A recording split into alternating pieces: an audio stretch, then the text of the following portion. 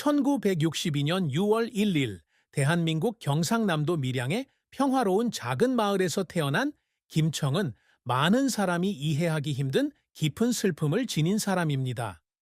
그녀 인생에서 가장 큰 슬픔은 물질적 손실이나 직장의 실패가 아니라 사랑하는 사람들과 깊은 관계를 맺지 못하는 데서 비롯된 수십 년간 지속된 외로움이었습니다. 가난한 농가에서 태어난 김청은 어려운 시기에 자랐으며 가족의 애정은 때로는 삶의 혹독함으로 인해 가려지기도 했습니다. 그녀의 부모님은 정직하고 일하는 사람들이었지만 사랑을 표현할 시간이 없었고 이는 김청의 마음에 채울 수 없는 공허함을 남겼습니다. 김청은 어린 시절 밀양의 넓은 논에 혼자 앉아 푸른 하늘을 바라보며 자신의 삶의 의미가 무엇일까 고민하곤 했습니다. 그녀가 15살 때 직장 사고로 유일한 오빠를 잃은 후 그 슬픔은 더욱 깊어졌습니다. 그녀의 오빠 김민호는 가족 중에서 그녀를 꼭 껴안고 그녀가 특별한 소녀라고 말해준 유일한 사람이었습니다. 그의 떠남은 그녀의 영혼에 결코 치유되지 않는 상처를 남겼습니다. 후에 어른이 된 김청은 희귀한 인터뷰에서 이렇게 말했다. 저는 죽음을 두려워하지 않습니다. 제가 사랑하는 사람을 잃는다는 느낌이 두려울 뿐입니다. 저는 평생 그 두려움과 함께 살아왔습니다.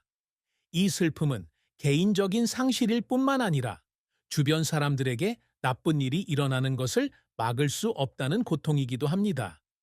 김청의 가장 큰 슬픔은 어린 시절에 그치지 않았습니다.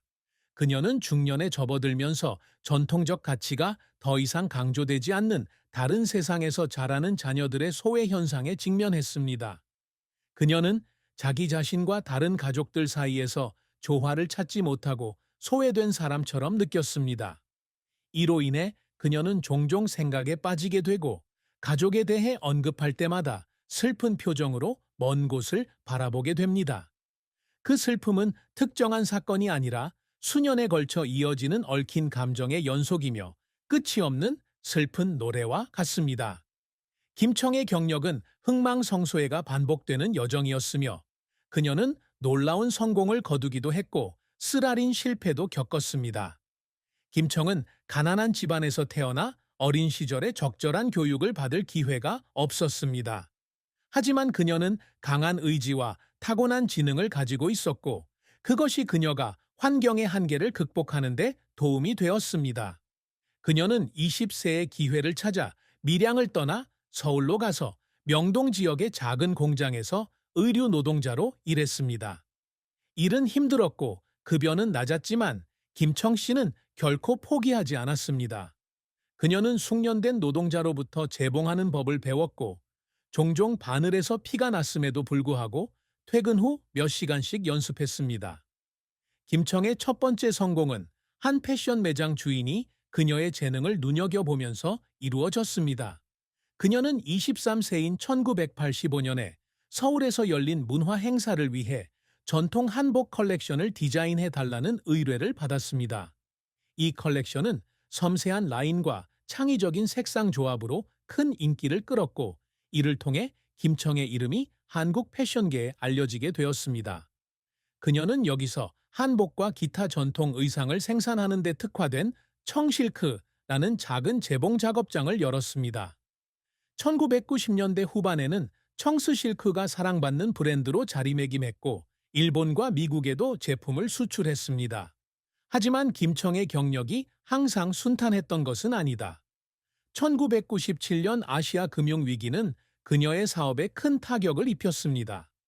소비자 수요가 감소하고 해외 주문이 취소되었으며 김청은 엄청난 빚에 시달리게 되었습니다. 그녀는 어느 추운 비 오는 밤에 자신이 젊은 시절을 바쳐 일궈온 의류 공장을 팔기 위한 서류에 서명해야 했을 때 갑자기 눈물을 터뜨린 적이 있습니다. 그녀는 내 몸의 일부를 잃어버린 것 같은 느낌이 들었어요 라고 회상했습니다. 하지만 김청은 항복하지 않았습니다. 그녀는 친구들에게 돈을 빌려 밤낮으로 일하며 작은 가게를 시작으로 다시 시작했습니다. 그런 끈기 덕분에 그녀는 2000년대 초반에 청의 실크를 부활시킬 수 있었습니다. 당시 그 규모는 예전만큼 크지 않았음에도 불구하고요. 김청의 눈물은 실패로 인한 눈물일 뿐만 아니라 그의 끊임없는 노력에 대한 눈물이기도 했습니다. 어느 전통 축제를 위한 대량 주문을 완료하기 위해 그녀는 72시간 동안 잠도 자지 않고 쉬지 않고 일했고 재봉틀에 앉아 기절할 지경까지 되었습니다. 그녀는 깨어났을 때 육체적 고통 때문에 울지 않고 주문한 음식이 제 시간에 배달된 것을 보고 기뻐서 울었습니다. 김청의 경력은 가난 속에서 태어나 항상 자신의 가치를 주장하기 위해 싸운 한 여성의 강철 같은 정신을 증명해 줍니다. 김청은 명예나 돈을 쫓는 사람이 아니다. 그녀에게 가장 큰 성과는 매출 실적이나 대중적 인지도가 아닌 패션을 통해 한국의 전통적인 문화적 가치를 보존하고 홍보한 데 있습니다. 그녀는 경력 초기부터 한복을 과거의 상징뿐만 아니라 미래의 상징으로 만들고자 노력했습니다. 그녀는 한복이 축제나 특별한 행사 때뿐만 아니라 일상생활에서도 널리 입어지는 날이 오기를 꿈꿉니다. 이를 달성하기 위해 김청은 끊임없이 혁신하고 있습니다. 그녀는 전통적인 실크 대신 가벼운 면직물을 사용하거나 젊은 세대에게 어필하기 위해 미니멀한 디테일을 더하는 등 한복의 현대적인 요소를 통합합니다. 그녀가 가장 자랑스러워하는 업적 중 하나는 2010년 서울 패션위크에서 현대 한복 컬렉션인 청의 실크를 선보여 전문가와 대중 모두로부터 찬사를 받았을 때입니다. 그 순간 김청은 자신의 모든 노력이 보상받았다고 느꼈다. 그녀는 또한 젊은 세대에게 영감을 주려고 노력합니다. 김청 씨는 밀양에서 정기적으로 무료 한복 재봉 수업을 열고 있으며 젊은이들을 초대해 학습하고 체험할 수 있도록 하고 있습니다. 그녀는 전통이 오래된 것이 아니라 소중한 유산이라는 것을 그들에게 이해시키고 싶었습니다. 그녀는 62세의 나이에도 여전히 이 목표를 위해 열심히 노력하고 있으며 미래 세대를 위해 지속 가능한 문화적 유산을 남기고자 합니다. 김청의 사랑과 결혼은 그녀 인생의 슬픈 한 장이었다. 1988년 그녀는 26살의 나이로 중매업자를 통해 만난 건설 노동자 이동호 씨와 결혼했다. 처음에는 그들의 결혼 생활이 매우 행복했습니다. 이동호는 김청의 선수 생활을 늘 지지해주는 착한 남자다. 그들은 1990년과 1993년에 각각 태어난 두 명의 아들과 딸을 두었습니다.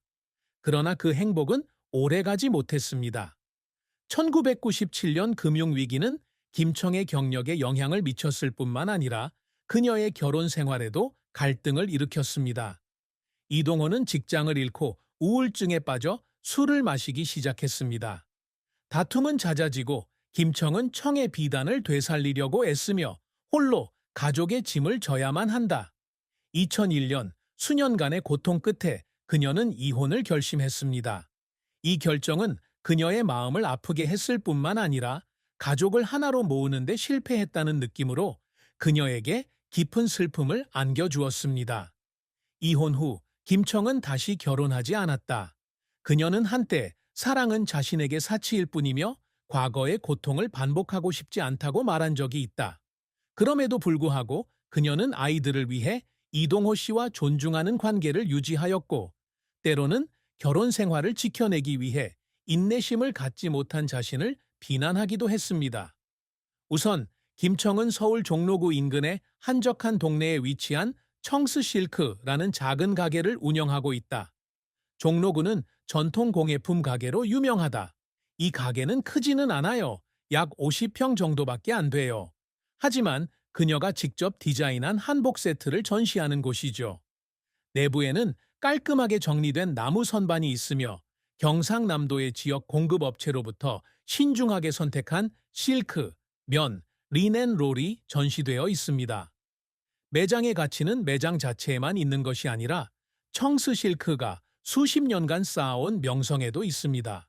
구체적인 수치는 없지만 이 가게가 그녀의 주요 수입원이었을 것으로 짐작할 수 있으며 그녀의 삶을 지탱하고 재봉에 대한 열정을 이어가기에 충분한 액수입니다. 김청은 그의 고향인 밀양에 작은 집도 소유하고 있다. 그 집은 마을 외곽, 그녀가 어린 시절 앉아서 지켜보곤 했던 논 근처에 위치해 있습니다. 2005년 청이 실크가 다시 안정을 되찾은 뒤 매입한 곡선 기와 지붕의 돌로 포장된 앞마당이 있는 전통 한옥이다. 그 집은 호사스럽지는 않지만 그녀의 개인적인 특징이 엿보인다. 집의 작은 구석이 미니 재봉 작업장으로 바뀌었는데 그녀는 서울에서 돌아올 때마다 그곳에 앉아 재봉을 하곤 한다. 그 집의 가치는 물질적인 가치에만 있는 것이 아니라 그 영적인 의미에도 있습니다. 그녀가 인생의 격동의 세월을 보낸 후 평화를 찾는 곳이 바로 그곳이기 때문입니다. 김청은 자신의 직업과 관련된 다른 소규모 자산도 소유하고 있을 수 있습니다. 예를 들어 그녀는 어린 시절부터 사용하던 오래된 재봉틀을 보관했는데 그 중에는 서울에서 처음으로 저축한 돈으로 구입한 빈티지 싱어 재봉틀도 있었습니다. 이런 기계들은 더 이상 많이 사용되지 않지만 그녀는 그것들을 친구처럼 소중히 여긴다. 또한 그녀는 1980년대와 1990년대에 종이에 손으로 그린 오리지널 한복 디자인 컬렉션을 가지고 있습니다. 이러한 디자인은 귀중한 문화적 자산으로 전통 의상을 현대화하려는 그녀의 창의성과 헌신을 보여줍니다. 정확한 가격을 매길 수는 없지만 그녀가 밀양의 자녀나 젊은 세대에게 물려주고 싶은 유산이라고 볼 수 있다. 김청은 전통적인 의미에서 재산이 많은 사람은 아닐 것이다. 1997년 금융위기 이후 그녀는 큰 의류 공장을 팔고 거의 0에서 다시 시작해야 했습니다. 하지만 인내심을 가지고 그녀는 노년에 편안하게 살 수 있을 만큼의 저축을 모았습니다.